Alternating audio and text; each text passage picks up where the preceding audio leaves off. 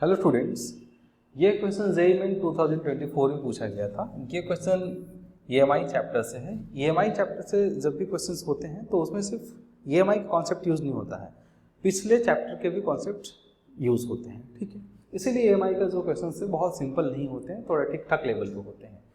तो ये क्वेश्चन को पहले समझते हैं कि है क्या। Small square loop of wire of side L is placed inside a large square loop of wire of side capital L. The loops are coplanar and their centers coincide. The value of the mutual inductance of the system is, ये जो value दी हुई है ये किसकी value दी हुई है? Mutual inductance की value दी हुई है। और जब म्यूचुअल इंडक्टेंस की वैल्यू निकाल लेंगे तो वहां से कंपेयर करके हमें क्या निकालना है? एक्स की वैल्यू निकालना है। ठीक है, क्वेश्चन में ऐसा है कि एक बहुत छोटा सा लूप जो है जिसका साइड कितना है एल, एक बहुत बड़े लूप के अंदर रखा हुआ है ऐसे। ठीक है, तो इस कॉन्फ़िगरेशन का म्यूचुअल इंडक्टेंस निकालना है। ठीक है, म्यूचुअल इंडक्टेंस किसी कॉन्फ़िगरेशन का ही होता है। अब जो बड़े वाले जो लूप है उसका साइड एल दिया है और यहाँ एक रिलेशन दिया है, देखिए l equal to l square. ठीक है, ये बाद में यूज होगा ये रिलेशन, हाँ यहाँ ध्यान से समझिए। तो निकालने का क्या तरीका है? म्यूचुअल इंडक्टेंस निकालने का तरीका है कि सबसे पहले हमें क्या पता होना चाहिए कि किसी एक लूप में दूसरे लूप की वजह से मैग्नेटिक फ्लक्स पता होना चाहिए। तो जिसमें मैग्नेटिक फ्लक्स निकालते हैं उसे हम सेकेंडरी लूप कहते हैं और जिसकी वजह से निकालते हैं उसे हम प्राइमरी लूप कहते हैं।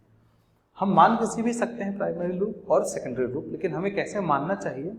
सेकेंडरी लूप उसे मानना चाहिए जिसमें मैग्नेटिक फ्लक्स निकालना आसान हो। तो यहाँ अगर आप देखेंगे तो ये जो छोटा वाला लूप है, छोटा वाले लूप में बड़े वाले लूप की वजह से मैग्नेटिक फ्लक्स निकालना आसान है, इसलिए यहाँ छोटे वाले लूप को हम सेकेंडरी लूप मानते हैं और बड़े वाले लूप को प्राइमरी लूप मानते हैं। ठीक है, अगर बड़े वाले लूप को प्राइमरी लूप मानते हैं तो उसमें एक आई करंट आप सपोज फ्लो हो रहा है, ये आई करंट। अब इस करंट की वजह से यहाँ मैग्नेटिक फील्ड बन रहा होगा। पहले तो उस मैग्नेटिक फील्ड को निकाल ले, फिर हम आगे बताते हैं कि क्या करना है। तो मैग्नेटिक फील्ड निकालने के लिए क्या करेंगे? आप मैग्नेटिज्म में पढ़े होंगे, किसी फाइनाइट वायर की वजह से उसके इक्वेटोरियल पॉइंट पे, जिस इक्वेटोरियल पॉइंट का डिस्टेंस d है उस पर कितना मैग्नेटिक फील्ड होता है। इस वायर में अगर सपोज कितना करंट फ्लो हो रहा है I, और इसके जो एंड पॉइंट है, एंड पॉइंट कितना एंगल बना रहे हैं यहाँ से? थीटा। तो ये जो फॉर्मूला होता है ऐसे लिखते हैं, B equal to mu naught by 4 pi into i two sine theta. एक वायर की वजह से किसी पॉइंट में मैग्नेटिक फील्ड निकालने का ये स्पेशल केस है। ये फॉर्मूला आपको पहले से आना चाहिए और इसे जो डिस्टेंस है नीचे इस डिस्टेंस को लिखते हैं डी।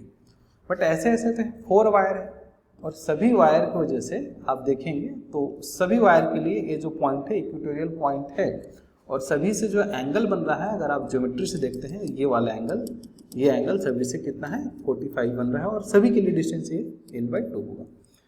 और डायरेक्शन भी इस पॉइंट पे सभी की वजह से, सभी जो वायर्स साइड हैं उसकी वजह से सेम होगा, डायरेक्शन आउटवर्ड होगा। अगर ऐसे हम करके देखते हैं तो ये आउटवर्ड होगा।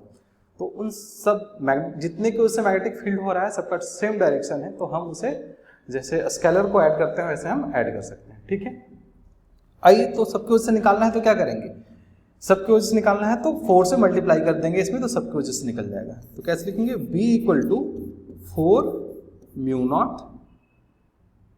4 क्यों लिखें? क्योंकि इन सब चारों को वजह से निकालना है, इसीलिए I two sine theta divide by 4 pi D.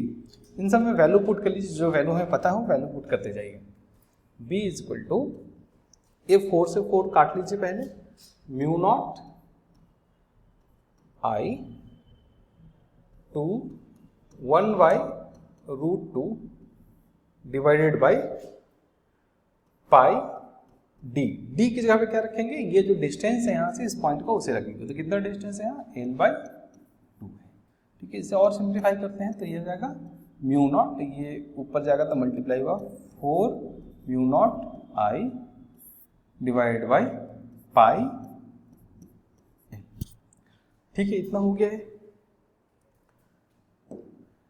अब ये मैग्नेटिक फील्ड निकाल लिए तो यहाँ देखिए इस मैग्नेटिक फील्ड को से इसमें कितना फ्लक्स आता है। तो जो फ्लक्स निकाल रहे हैं वो सेकेंडरी कॉइल में फ्लक्स निकालते हैं। कैसे निकालेंगे? Magnetic field into area. ठीक है, एरिया किसका लेंगे? जिस लूप में हमें निकालना है फ्लक्स, उस लूप का एरिया लेते हैं। तो मैग्नेटिक फील्ड तो जो बना वो ले लीजिए, 4 mu not I divide by pi L into area. Area कितना है यहाँ देखिएगा, तो एरिया का साइड एल है तो एरिया कितना रखेंगे हम? L square. और एक और रिलेशन यहाँ दिया पहले से, जो ये कैपिटल एल है एल स्क्वायर के इक्वल है, तो हम लोग लिख सकते हैं mu not I divide by 4 L into, अच्छा यहाँ एल स्क्वायर करना है, एल स्क्वायर कर लीजिए, ये एल स्क्वायर से एल स्क्वायर कट गया। तो यहाँ जो हम लोग लिखें ये कितना हो गया? इसकी भी वैल्यू आप पुट कर सकते हैं, म्यू नॉट की वैल्यू, यानी कि 4 इंटू म्यू नॉट की जो वैल्यू होता है 4 इंटू 4 पाई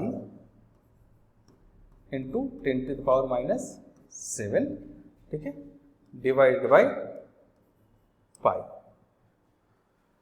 और ये जो आई जो करंट है वो तो करंट रहेगा ही, ये पाई से पाई कट गया और इसे हम लोग लिख सकते हैं, और ये नीचे √2 था, √2 यहाँ से छूटते आ रहा है, तो इसे 1/√2 लिखिए, नीचे में √2 है सभी में, ठीक है, यहाँ भी √2 रहेगा और यहाँ भी √2 रहेगा। इसे अगर हम सिंप्लीफाई करके लिखते हैं तो ये हो जाएगा, ऐसे काटते हैं तो ये हो जाएगा 2√2, तो यहाँ हो जाएगा 8√2 इंटू 10⁻⁷ आई। ये क्या निकल गया? फ्लक्स निकल गया सेकेंडरी कॉइल में। बट हमें म्यूचुअल इंडक्टेंस निकालना था, तो म्यूचुअल इंडक्टेंस का जो फॉर्मूला होता है flux in secondary coil divided by current in primary coil. तो फ्लक्स जो हम निकाले हैं यहाँ 8√2 इंटू 10⁻⁷ आई से आई कट गया, और जो म्यूचुअल इंडक्टेंस वो निकला वो कितना निकला? इसे और सिंप्लीफाई करके लिख सकते हैं 128 इंटू 10⁻⁷। अब इस म्यूचुअल इंडक्टेंस को इस वाले से आप कंपेयर कीजिए, इस वाले से कंपेयर करते हैं तो यहाँ √x इंटू 10⁻⁷ है। तो कंपेयर करने से समझ में आता है कि जो x की वैल्यू है, x की वैल्यू कितना निकल के आया? 128, ठीक है, यही वैल्यू हमें निकालना था। होपफुली आप सबको समझ में आया है। इसका करेक्ट आंसर जो है 128 है, हम लोग 128 आंसर लिख देंगे, ठीक है। Thank you.